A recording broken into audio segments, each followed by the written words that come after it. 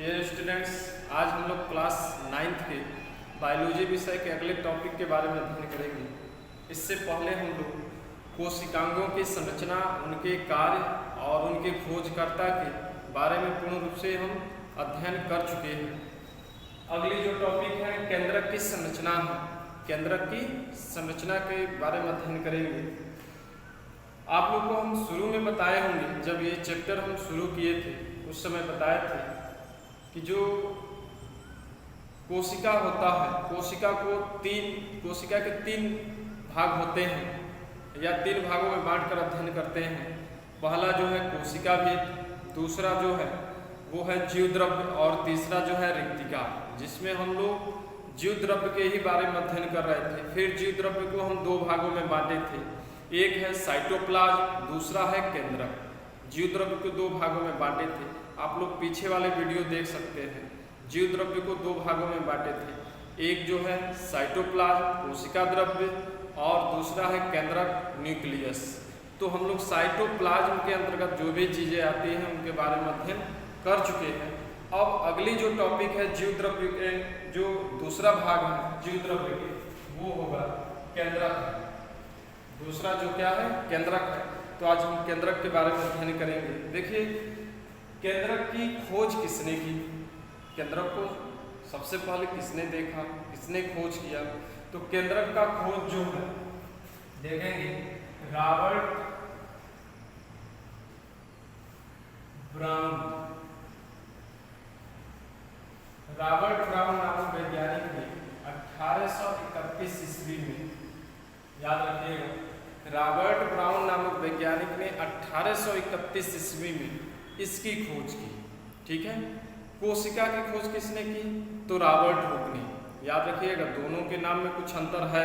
ठीक है, कोशिका की खोज रॉबर्ट हुक ने की और केंद्रक की खोज रॉबर्ट ब्राउन ने की। ठीक है, देखेंगे कि केंद्रक जो है कहाँ पाया जाता है, कोशिका के आखिर किस भाग में या किधर पाया जाता है। तो देखेंगे कि केंद्रक जो होता है, मान लीजिए ये कोशिका है, ये कोशिका है,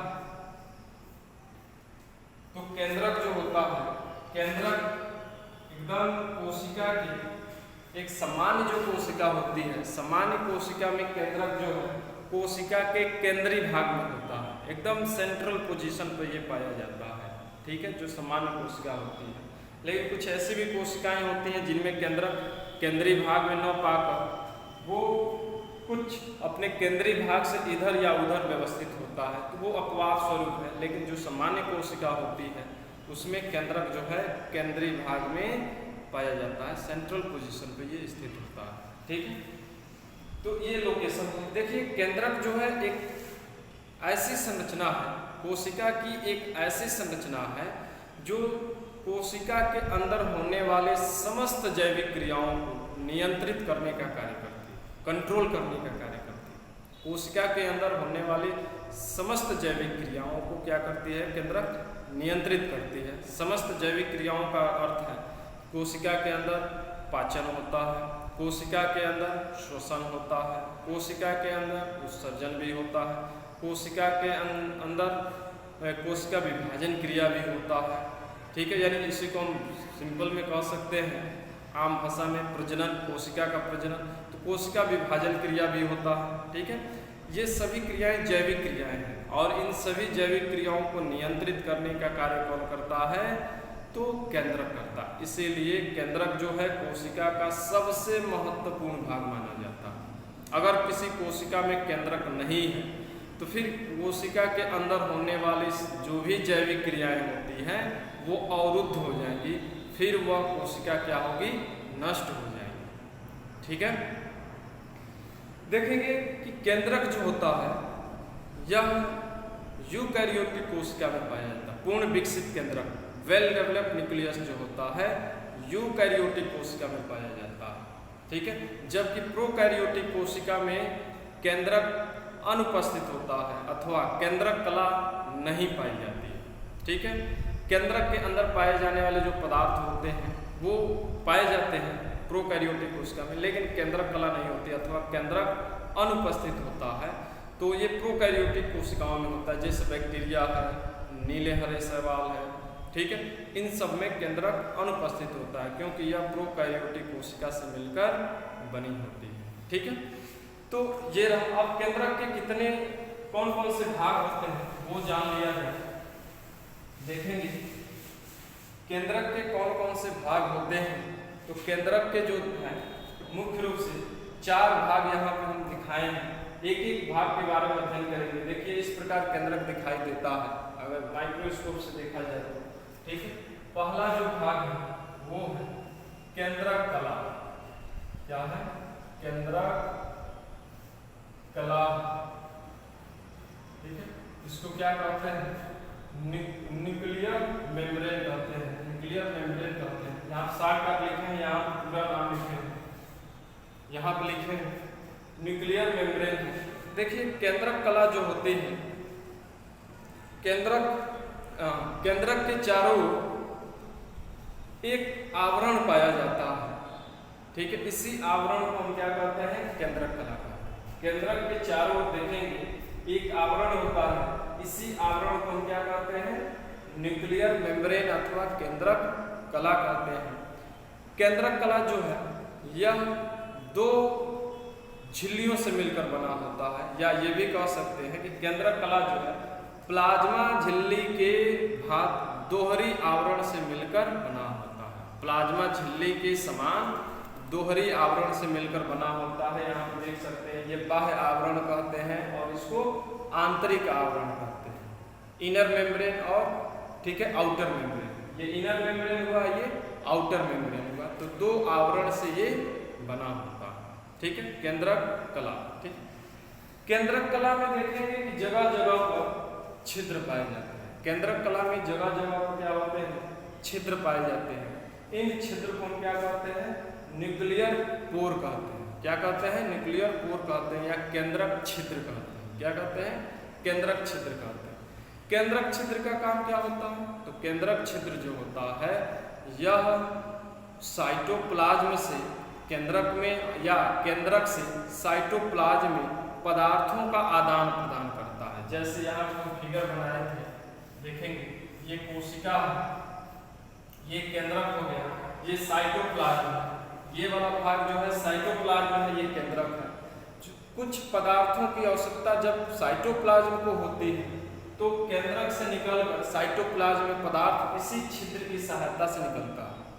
और कुछ पदार्थ ऐसा भी है जो केंद्रक को आवश्यकता पड़ती है तो साइटोप्लाज्म से लेता है, तो क्या होता है? इसी छिद्र से होते हुए प्रवेश करता है वो पदार्थ। इस प्रकार पदार्थों का आदान प्रदान इस छिद्र की सहायता से होता है, ठीक है।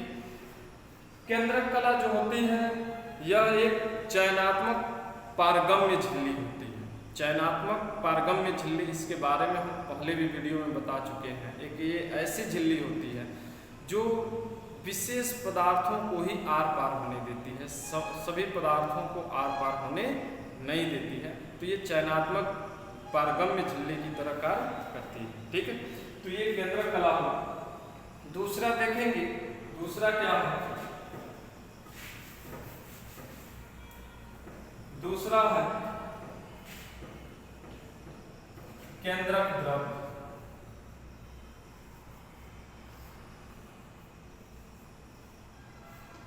केंद्रक द्रव्य है न्यूक्लियोप्लाज्म।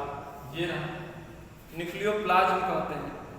केंद्रक द्रव्य है, यहाँ पर हम लिखे हैं इंग्लिश में इसको न्यूक्लियोप्लाज्म। देखेंगे कि केंद्रक द्रव्य जो होता है केंद्रक के अंदर, केंद्रक के अंदर, न्यूक्लियस के अंदर कुछ पदार्थ भरे होते हैं। इन्हीं पदार्थों को हम क्या कहते हैं? केंद्रक द्रव्य कहते हैं। इन्हीं पदार्थों को क्या कहते हैं? हम केंद्रक द्रव्य कहते हैं।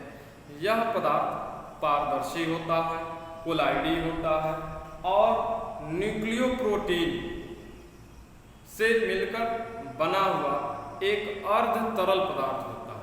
न्यूक्लियोप्रोटीन से बना हुआ एक अर्ध तरल पदार्थ होता है, यानी यह पूर्ण रूप से नहीं ठोस होता है, न ही पूर्ण रूप से तरल अवस्था में पाया जाता है। ये अर्ध तरल के रूप में होता है, ठीक है। यानी ठोस और तरल के मध्य की अवस्था, इसी को अर्ध तरल कहते हैं या अर्ध ठोस भी कह सकते हैं इसको, ठीक है। तो अर्ध तरल अवस्था में पाया जाता है, न्यूक्लियोप्रोटीन से मिलकर बना होता है। न्यूक्लियोप्रोटीन का मतलब है कि न्यूक्लिक एसिड और प्रोटीन से मिलकर बना होता है। न्यूक्लिक एसिड में अब क्या आ जाएगा, डीएनए आ जाएगा, आरएनए आ जाएगा, ठीक है। अब प्रोटीन मालूम ही है, तो न्यूक्लियोप्रोटीन से मिलकर ये बना होता है। कोलाइडी होता है, कोलाइडी विलयन जब हम पढ़ाएंगे आप लोग को केमिस्ट्री में, तो कोलाइडी विलयन बताएंगे उसमें, ठीक है।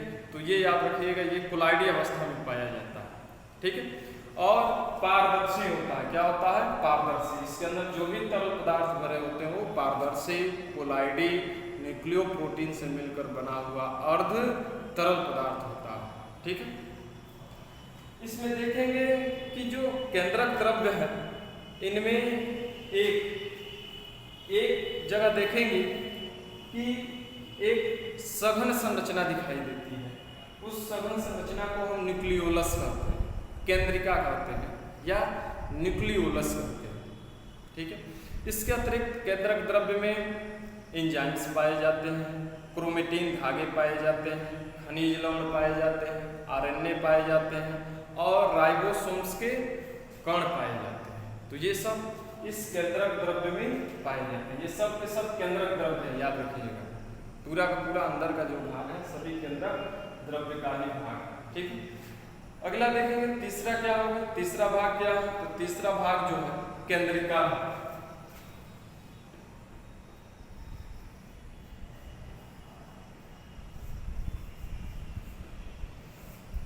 तीसरा जो है केंद्रिका है।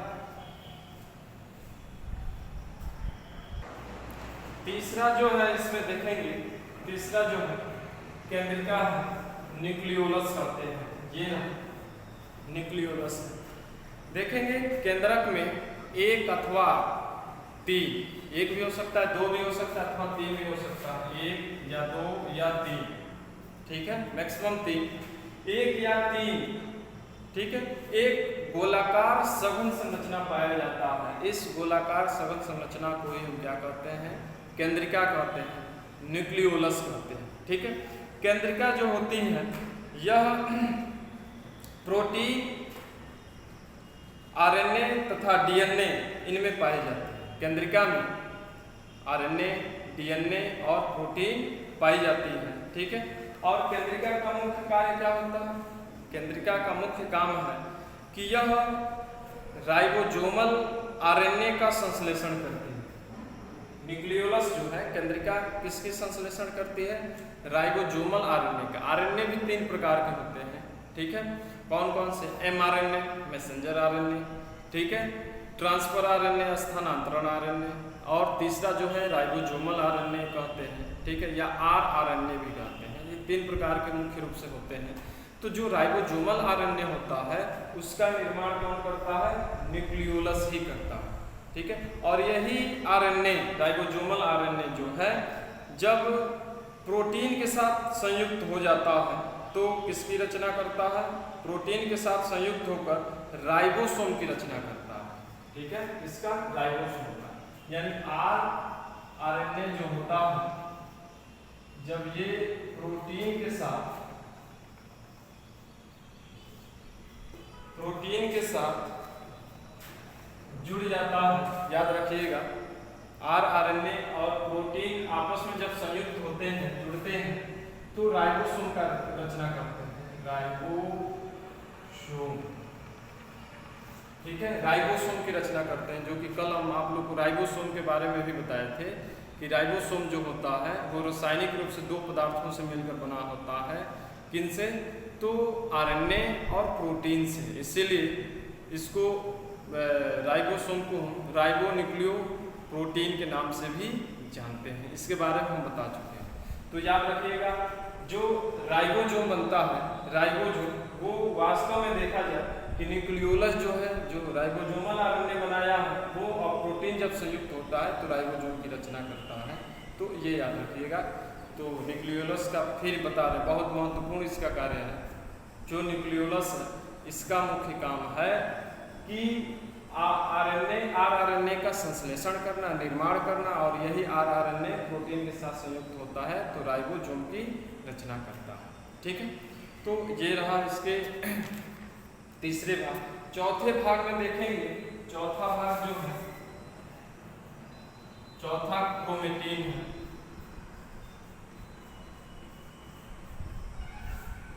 ठीक है, चौथा भाग क्रोमेटिन है। देखिए चौथा ये रहा क्रोमेटिन है। देखेंगे कि केंद्रक के अंदर, केंद्रक द्रव्य में सूक्ष्म धागे जैसी आपस में उलझी हुई संरचना दिखाई देता है। यह सूक्ष्म धागे जैसी संरचना जो आपस में उलझी हुई है, इसी को हम क्या कहते हैं, क्रोमेटिन कहते हैं। क्या कहते हैं, क्रोमेटिन कहते हैं। और यही क्रोमेटिन जब कोशिका विभाजन क्रिया करने को होता है तो ये टूट जाता है और टूट कर छोटे धागों में विभक्त हो जाता है। फिर यह छोटे धागे एक दूसरे पर लिपट जाती है, छोटे लेकिन मोटे धागे जैसी संरचना का निर्माण करता है, जिसे हम गुणसूत्र कहते हैं। क्या कहते हैं, गुणसूत्र कहते हैं। यानी कहने का मतलब है कि जब कोशिका विभाजन क्रिया होता है तो यही क्रोमेटिन जो है, जब कोशिका विभाजन क्रिया होता है तो क्रोमोजोम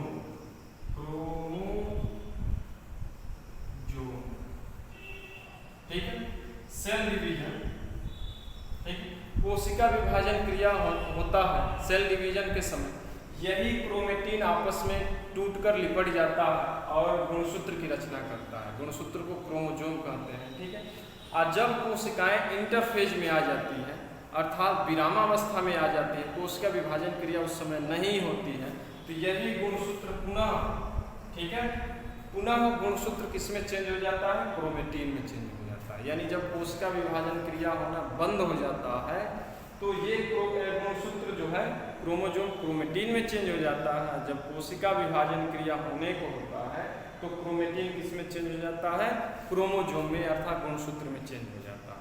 तो इस प्रकार ये बदलता रहता है। हाँ, क्रोमेटिन जो होता है ये किससे मिलकर बना होता है, या ये कहें गुणसूत्र किससे मिलकर बना होता है, बात एक ही होगा, क्योंकि क्रोमेटिन से गुणसूत्र बना है, गुणसूत्र से क्रोमेटिन बना है।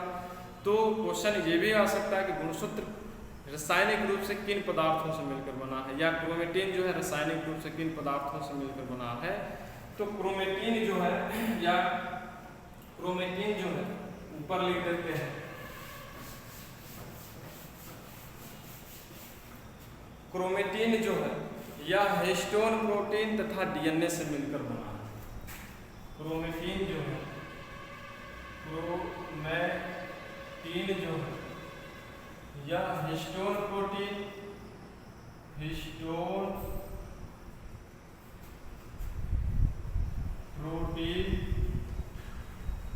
प्लस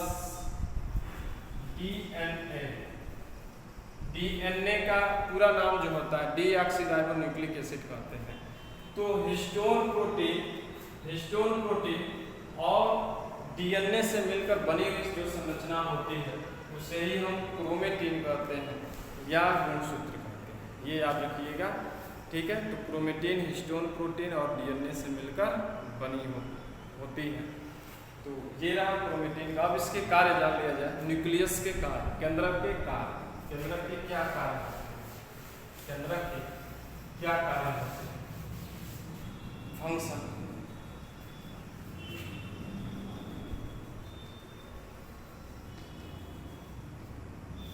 कार्य, न्यूक्लियस के क्या कार्य होते हैं। देखिए न्यूक्लियस, अभी मैं बताया हूँ कि केंद्रक जो है कोशिका के अंदर होने वाले जितने भी बायोलॉजिकल एक्टिविटीज होता है, जैविक क्रियाएं होती हैं, उन सभी जैविक क्रियाओं को नियंत्रित करने का कार्य करता है। इसी कारण केंद्रक को कोशिका का कंट्रोल रूम कहते हैं। क्या कहते हैं, कंट्रोल रूम, ठीक है, नियंत्रक रूम कहते हैं, जो कोशिका के समस्त क्रियाओं को वहीं से हैंडल करता है, नियंत्रित करता है, ठीक है। तो पहला कार्य तो यही हो गया कि यह कंट्रोल रूम के रूप में कार्य करता है, ठीक। दूसरा कार्य क्या है, दूसरा है कि केंद्रक जो है कोशिका विभाजन क्रिया में भाग लेता है। यानी कोशिका विभाजन क्रिया जो होती है उसमें केंद्रक की बहुत महत्वपूर्ण भूमिका होती है, क्योंकि केंद्रक के अंदर पाए जाने वाले गुणसूत्र की सबसे महत्वपूर्ण भूमिका है। तो भाई गुणसूत्र भाग ले रहा है तो गुणसूत्र किस में पाया जाता है, केंद्रक में पाया जाता है। इसलिए केंद्रक जो है गुणसूत्र कोशिका विभाजन क्रिया में महत्वपूर्ण भूमिका अदा करता है। ठीक है। तीसरा कार्य क्या है? तीसरा देखेंगे कि केंद्रक जो है, केंद्रक के अंदर अनुवांशिक पदार्थ पाए जाते हैं। और कौन सा अनुवांशिक पदार्थ होता है? तो डीएनए। देखेंगे कि डीएनए एक प्रकार का अनुवांशिक पदार्थ है और ये गुणसूत्र में या क्रोमेटिन में पाया जाता है, केंद्रक के अंदर ही होता है। डीएनए जो है छोटी छोटी इकाइयों से मिलकर बना होता है। इन छोटी छोटी इकाइयों को हम जीन कहते हैं। क्या कहते हैं? जीन कहते हैं। और ये जीन हमारे लक्षणों का निर्धारण करता है कि हमारे त्वचा का कलर कैसा होगा, हमारे आँख का कलर कैसा होगा, ठीक है, हमारे बाल का कलर कैसा होगा, हमारी हाइट कैसी होगी। ये इन सभी लक्षणों का निर्धारण करने का कार्य जो है जीन करता है।